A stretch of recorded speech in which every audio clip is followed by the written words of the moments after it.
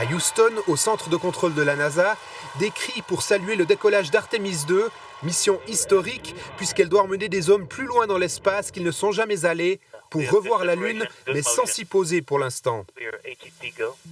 L'objectif de ce vol est triple. D'abord, évaluer la contribution européenne au projet, car c'est un module de l'Agence spatiale européenne, situé sous la capsule américaine Orion, qui la propulse et fournit eau et oxygène aux 4 astronautes. C'est la première fois qu'on met des humains dans cette fusée. On a donc testé ces systèmes à maintes reprises. Mais une fois dans l'espace, on risque de voir des signaux légèrement différents de ceux observés lors des tests. Alors l'équipe réagira.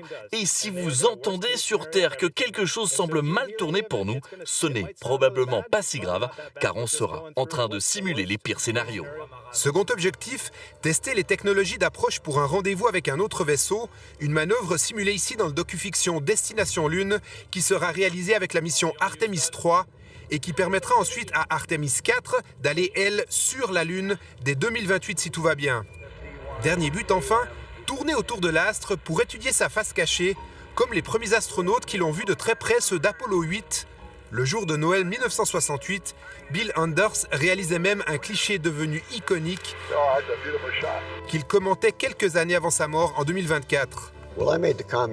À un moment, j'ai dit que nous étions partis pour explorer la Lune. Mais ce qu'on a fait, c'est découvrir la Terre. D'autres personnes l'ont bien compris et ça a sûrement lancé les mouvements en faveur de l'environnement. Pour le nouvel administrateur de la NASA, ce vol d'Artemis II ouvre une nouvelle ère qui doit voir dès 2028 l'installation d'une base permanente sur la Lune.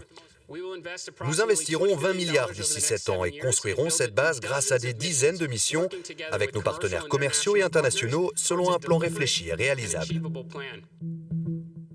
Mais avant, il s'agit pour l'agence de réussir cette mission, et cela sous une pression accrue, car les États-Unis sont en course avec la Chine, qui elle aussi veut marcher sur la Lune.